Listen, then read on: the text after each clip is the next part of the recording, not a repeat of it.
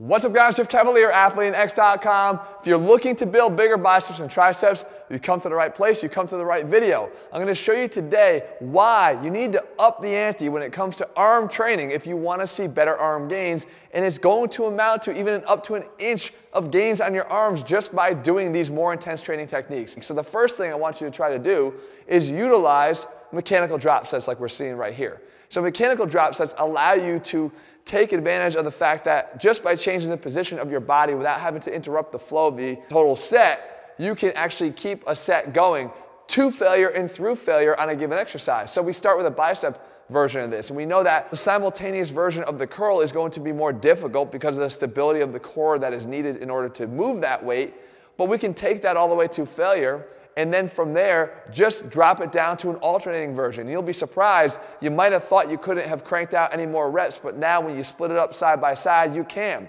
So you took a set to failure, you've continued to push through failure, but even there, the biceps don't have to stop working. You may not be able to curl anymore, but you can drag curl. You can shorten that moment arm, and now you can pull the dumbbells up to your chest by allowing your elbows to drift back behind your body, which allows those biceps to still work, but in an easier way. The same thing can be applied to your triceps as well. You do a tricep extension here, dumbbell tricep extension, which gets difficult to a point where you're going to hit the wall, but you don't have to stop. You can turn it into the modified French press just by allowing your arms to drift a little bit more in front of your body here. And you do a few reps of that until you can't do any more, and you realize that the triceps may be done from that exercise, but they don't have to be done entirely. You can eke a little bit more effort out of them, meaning more gains, by allowing you to do now a close grip dumbbell bench press and finally taking that to failure. So there's one technique, but we can also include things like this. More focus on including negative training. Now, it's not just slowing down the rep to make sure that we're not forgetting the eccentric component of it. We're talking about actually adding negative-only repetitions after you've gone to failure concentrically, which allows us to elicit even more work out of that muscle. And you can see here with the tricep pushdown. I do the tricep pushdown until I can't do any more, and then I allow body English, I allow myself to get over the top, again, shorten that moment arm and push down. Yes, I'm even using my chest here to do a push down, almost a dip onto the rope, but that doesn't matter. We already know that we're done concentrically. All I'm doing is getting it to the bottom of the rep so that I can continue to push out more eccentric reps, which we know we are capable of. We're always going to be stronger eccentrically than we are going to be concentrically, so I can actually get a few more of those extra negative-only reps. And we can do the same thing here on the bicep curl. Do a cable curl and do what I call here is a squat curl. And yes, we actually can take a curl and allow our body to put us in position to do another curl. So as we get down to the very bottom here, we may not be able to move this thing at all, but if I squat my body down, rest my elbows in on my thighs, and then let them take the ride back up to the top, I'm right there in position again at that midpoint, the hardest portion of the rep, to incur yet another negative rep and push myself even further. This next one is really interesting, and it's a bitch if you try it. And I promise you, you're going to be burning. It's going to give you that metabolic training effect that I think a lot of us don't include enough of in our training anyway, but we're actually using an occlusive effect, an occlusion training effect, because we're not really allowing natural blood flow through the limb. It does give us a chance to actually do very light weights here and still see gains. So if you look at what I'm doing here with the curl, I'm just repping out here with 20 pounds. I can handle a lot more weight than this, and I'm only going for a certain goal rep here. Here I have 10 in mind. I knock out 10 reps, and then instead of allowing the arms to either rest or put the dumbbells down, we keep them in this bent position. And by being in that bent position, I've just basically kinked the garden hose, right? I do not have the same blood flow through that limb because I've closed down the joint. I've impeded the blood flow, the natural blood flow through that joint. So we're creating a metabolic overload. We're creating an occlusive effect here that is going to allow you to see and feel a difference instantly. You're gonna do everything in your power to want to put your arms and straighten them out and put the weights down, but you can't. You just do that for about 15 seconds, and then you crank out another 10 reps. And you do that for 15 seconds, and you crank out another 10 reps. And you do that for 15 seconds, and you do it until you literally cannot resist that burn inside your biceps. And you can do the same thing with your triceps, and you don't even need any weights at all. You apply the Cobra Push-Up as I'm doing here.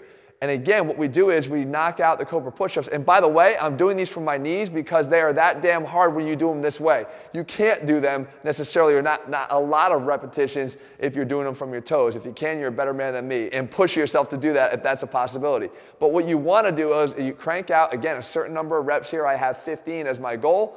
And then I stay down in that bottom position. Now I'm not hovering here, I'm not making the triceps do any work, I'm just not allowing the elbows to straighten out. I'm not allowing those triceps to breathe. I'm letting them stay in this bent position, again, impeding natural blood flow. It's not dangerous, guys, it's venous blood flow. And what it's doing is, again, it's creating that metabolic overload. And I crank out more reps, and I keep them in that position, and I crank out more reps. So you're gonna find that staying in the position alone is probably harder than actually cranking out the reps. But at some point, you're going to have to give, but you've created a stimulus that you probably never had before and you're not used to, and that is great impetus for new growth. And then finally, we save the best for last. This is one that I actually showed you before when it relates to chest training. This is an overcoming isometric. And at first glance, you might think, geez, Jeff isn't really doing anything here. He's not moving. But that's the point of the isometric. And what you want to do is you want to set the weight stack up here as heavy as it gets so that you cannot move it. And you want to try like hell to move it as hard as you possibly can. You are pushing and pulling here, in this case, as hard as you possibly can to try to make that thing move. But if you selected the weight correctly, it's not going to go anywhere. But that doesn't mean that your muscles aren't doing a lot of work. As a matter of fact, an overcoming isometric is going to yield better gains by way of increasing your motor recruitment. You are pulling as hard as you can here and building up this contraction strength over time.